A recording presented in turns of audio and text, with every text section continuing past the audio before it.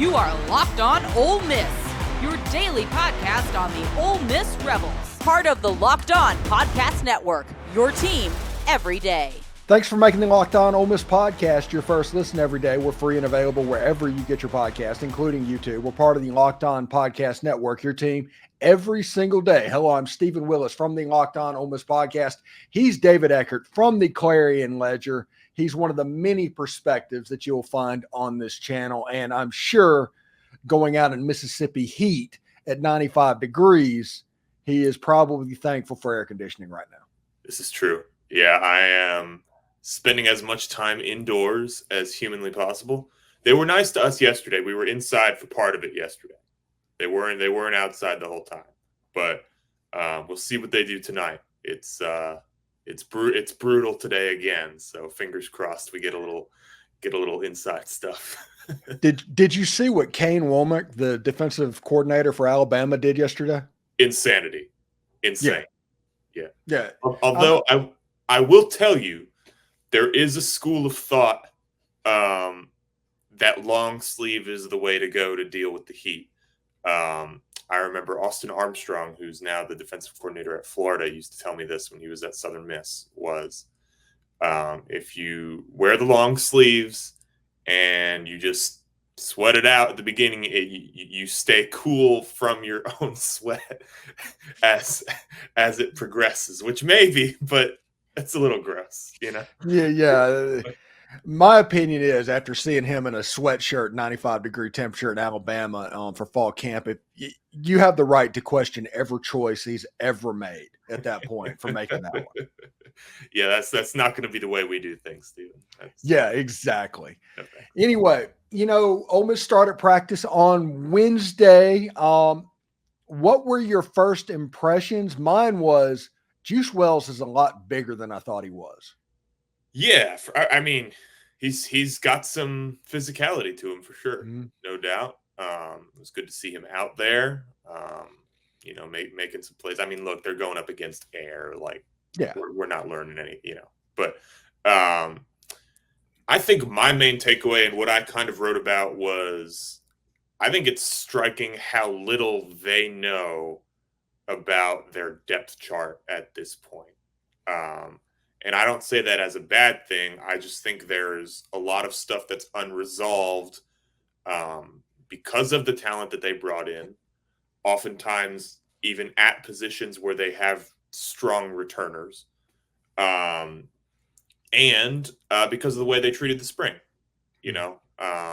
So I just think, look, Lane kind of told us when I asked him about it, like, usually at this point, yeah, you might have competitions, but kind of in your heart of hearts as a coach, you pretty much can guess how that's going to go.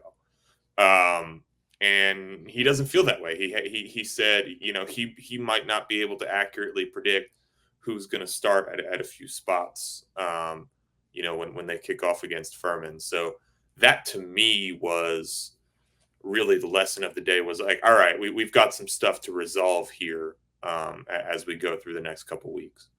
And I will say this, watching the press conference, that's as comfortable as I've seen Lane look in a very long time. He knows this team is good, or it can be at least. Yeah, for sure.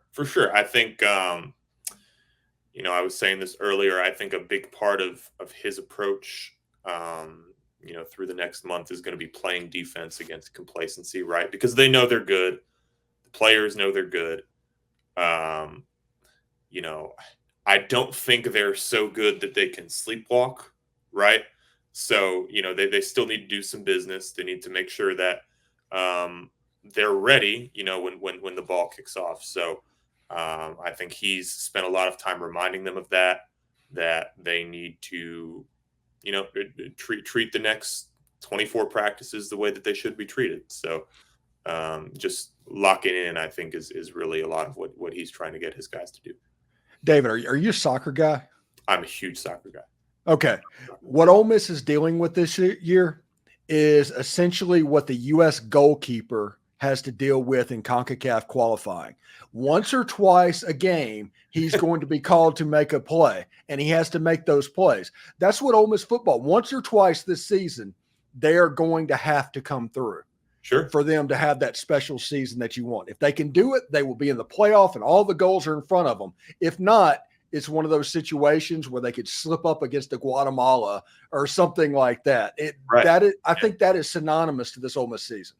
Yeah, I think that's actually a really good metaphor, right? Because look, I mean, if we're talking the U.S. men's national team, right? Like, are we better than Honduras? Yeah.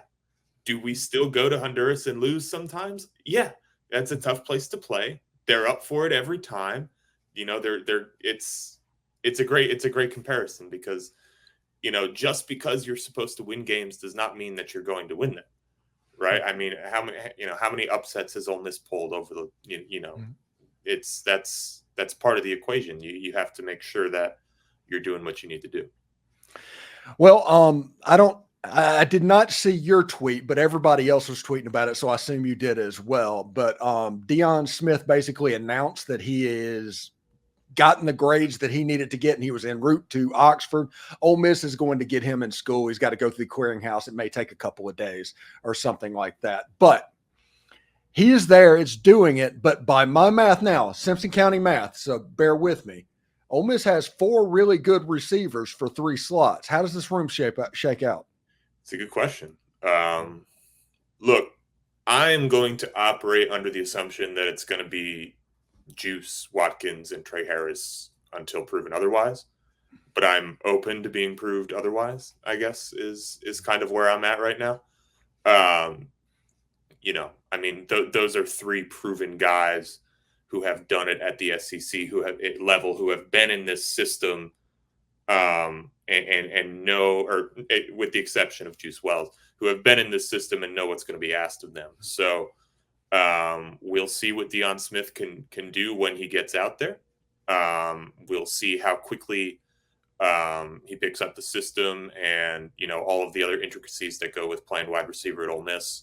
So, you know, hey, obviously we know the talent, right? So we'll see if he makes them put him on the field, which I think is possible. But for now, you know, I think treating it going forward as if the other 3 are going to be the guys is the right thing to do. Do you think Juice Wells is an inside guy or an outside guy? It's a great question. I think Jordan Watkins is an inside guy, so Jordan Wells is going to be an outside guy. But Jordan Watkins is also an outside guy. That's how he started. Yeah. We'll see. But again, they have all that versatility, right? So I think that's important. And look, Lane showed a little bit last year, like, you know, if he likes a matchup, he did it with Trey Harris a little bit. You know, he's willing to show some guys on the inside if he likes the looks that he's going to get there. So he might fiddle with that. We'll see. Well, you know what is really interesting about this, and we talk about that. I've talked on my podcast several times that this season has been essentially about trying to get double teams off of Trey Harris. Mm-hmm. That has been the goal through the portal and the whole 9 yards through the roster acquisitions, because Trey Harris, as everybody knows, is the number 1 player in the entire country going against single coverage, according to PFF. And so the goal in recruiting and building a roster is to make sure that you have as hard a time double teaming him as possible. You know, and as Penn State found out in the bowl game, you need to double team that guy. So they go get Juice Wells. They go and get the National JUCO Player of the Year. They add running backs. They add a tight end to go with Caden Prieskorn to make it to where you can't double team them. Do you think that, like Jackson Dart and Lane Kiffin, they're fully aware of what the ceiling of this offense could be if this all works out to where you cannot double team Trey Harris? Yeah, I mean, these guys are talking again. Jackson Dart and Trey Harris and just about everybody you talk to really like has used the word national championship, or I guess that's 2 words. You know, when you talk to them. So look, to get there, I think the Ole Miss offense probably has to be what you're describing. So, yeah, I think they're aware of what they can be. I think they're also aware of there's work to do before they get there. You know, I think we'll come on to it. I'm curious about what the offensive line is going to look like. I think that's an important topic for the rest of spring. But, you know, the pieces at the skill position. I mean, you can't ask for better. You just can't. Like, I cover Ole Miss. I'm not a national college football expert, but I would be very surprised if there is a better core of skilled players in the country than what Ole Miss has.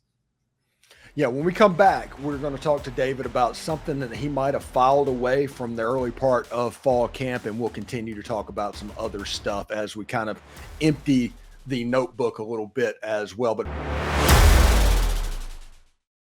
first, I do want to let you know that Game Time is the place to get your Ole Miss football tickets. They have killer last-minute deals, all-in prices, views from your seats, and the lowest price guarantee. Game Time takes the guesswork out of buying Ole Miss tickets. Vaught Hemingway doesn't have a bad seat in it, but Game Time allows you to see exactly what the view is from that seat, so you can check it out before you buy. They have the lowest price guarantee, cancellation protection, job loss protection. It just takes the guesswork out of buying Ole Miss tickets. And with this being the most anticipated season in Ole Miss history, I might be able to help you out even with a little bit of tickets. Download the Game Time app, create an account, and use code LOCKEDONCollege for $20 off your first purchase. Terms apply. Again, create an account and redeem code LOCKEDONCOLLEGE for $20 off. Download Game Time today. Last minute tickets, lowest price, guaranteed. Passion, drive, and patience, the formula for winning championships, is also what keeps your ride or die alive. eBay Motors has everything you need to maintain your vehicle and level it up to peak performance. Superchargers, roof racks, exhaust kits, LED headlights, and more. Whether you're into speed, power, or style, eBay Motors has got you covered. And with over 122 million parts for your number one ride or die, you'll always find exactly what you're looking for. And with eBay's guaranteed fit, your part is guaranteed to fit your ride every single time or your money back, because with eBay Motors, you are burning rubber, not cash. With all the parts you need and the prices you want, it's easy to make your car the MVP and bring home huge wins. Keep your ride or die alive at ebaymotors.com. Eligible items only. Exclusions apply. eBay's guaranteed fit is only available to U.S. customers. Are you watching Fox Sports or ESPN on your TV all day and you have to turn down the volume with all of that shouting? Make the switch to Locked On Sports Today, or Locked On College Sports, if we're going to be honest. They're free 24/7 sports streaming channels programmed for you each and every single day to bring you the biggest stories without all that screaming. Go to my YouTube page. Those channels are linked on there as well. They're streaming 24/7 on YouTube or the free Amazon Fire TV channels app, part of the Locked On Podcast Network. Your team every day. Also, the Zeam app, Z-E-A-M. If you download that, these channels, you got a nice little programming guide, so you'll see what's coming. All right, David. I'm just curious going into, and granted, we're all talking about it, but I mean, fall camp is in an early position at this point, so we can't go overboard. But what are some things that you have noticed at the early part of fall camp that you're just kind of filing away to see what this looks like on August 20th? Yeah, I think the offensive line is a big one. The five that we saw out there was not the five that I would have expected to see out there 2 weeks ago. So it was returner heavy with Jaquan Scott at center. Which good for the Golden Eagle. Sure. Yeah. Absolutely. Always partial to the Golden Eagles here. Yeah. But we'll see how that evolves. If you had asked me to guess right before the season, before camp, probably Diego Pounds and Kalepo are going to be in that group. Kalepo, it seems like, has a little bit of an injury, so he wasn't participating yesterday, but Diego Pounds was not in that first group. So we'll see. Could just kind of be one of those things where, hey, he wasn't doing a lot in the spring, we're going to work him in. But that's something that I'm monitoring. And look, kind of on the note that I said before, that, they don't know their best players at a lot of spots. The offensive line was the position that Lane kind of pointed to illustrate that, like, hey, your guess is as good as mine at this point. So we'll see how that evolves, but that's definitely at the top of my list for, okay, we got to figure out what's going on here. Yeah, if you go back in the day, like way back in the day, it's like 3-a-days. But even when I was there, it was 2-a-days. And now it's just like there's just one practice, and maybe they do a walkthrough in the afternoon or something like that. And so you don't have the time for these players to fight it out and get those things. So you think there's a chance that, I guess, Lane and his assistant coach, they just kind of make a scouting error on this and they have to adjust midway through like the third game, fourth game? Maybe. I would leave all of that open because, hey, if you don't like what you're getting from player X at position Y, like there's with the depth that they have, there's a really darn good chance that you have a quality option on the bench that you can turn to. I don't think there's many spots on the field where they don't have that, to be honest, right? So, yeah, I don't think anything is signed, sealed, and delivered once the season starts, depth chart wise. I think that as they continue to collect data, and to Ole Miss's credit, I think they look at what's in front of them, and I think they're really good at self-analyzing. Again, if they feel like changes might help, they'll make those changes. So we'll see what they end up doing. Did you see any teamwork while you were out there? They had, I mean, a little bit. Just a little bit.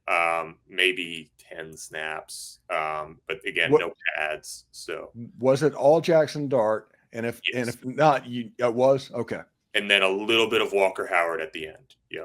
So. Okay, so Walker Howard was the second quarterback. Okay, that was my question, because obviously we're doing, at least thinking about the quarterback competition for 2025 and all of that, and just trying to get an idea of what the pecking order is in that room. Yeah, and I will say, though, I talked to Jackson Dart like everybody did. They had breakouts for us after practice, and I asked him about those guys, and he did use the word competition to describe, kind of what's happening there. So that's something to monitor. I know we've talked about it here. With, I guess if you kind of put the idea of a transfer being brought in to replace Dart after the season's over to one side, the line of succession would seem very important this year. So I think you're right to kind of wonder what's going on there. Yeah, my thought of what Lane's going to do about the quarterback competition is he's not going to name a two. 1 week he's going to do the Luke Altmaier, Jackson Dart thing from 2022, to where one guy is the backup 1 week and just alternates throughout the season, because he's trying to get through likely 2 more transfer portal windows.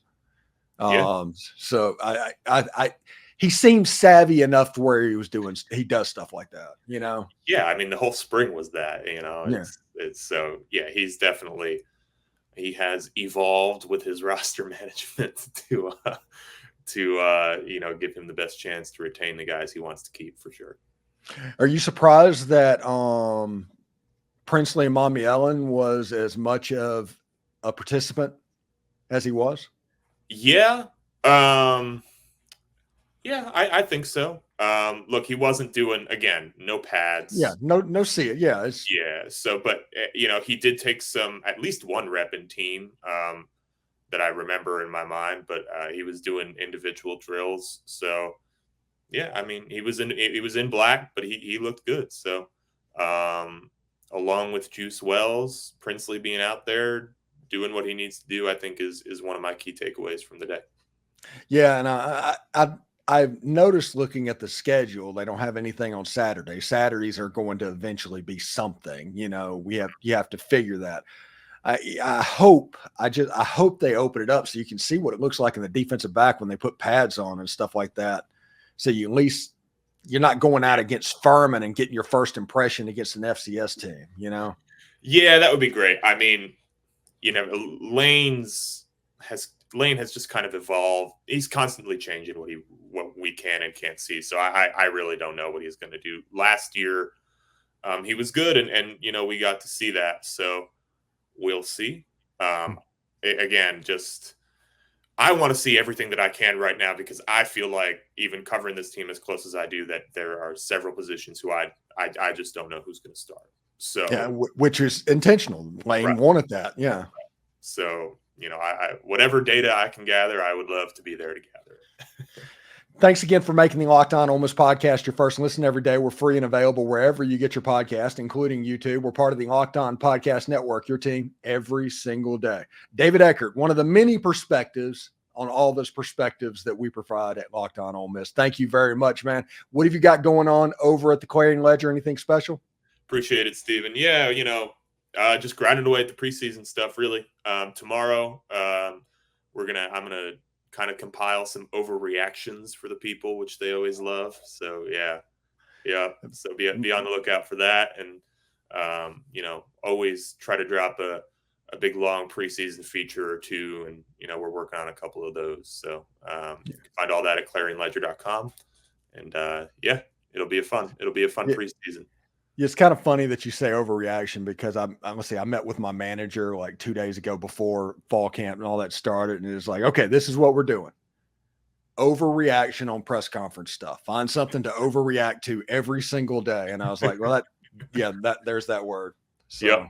Yep. It's hey, I mean, that's really what all of this is, right? Because again, we're taking little slivers of information and trying to decide what it means. So I guess everything this time of year is kind of an overreaction, really. Yeah. I do 10 minutes on one sentence. That is what I do. So we'll see what's up. But David, appreciate it, buddy. We'll talk to you later. Good luck, I guess. Yeah, I appreciate it, Steven. Always enjoy being on.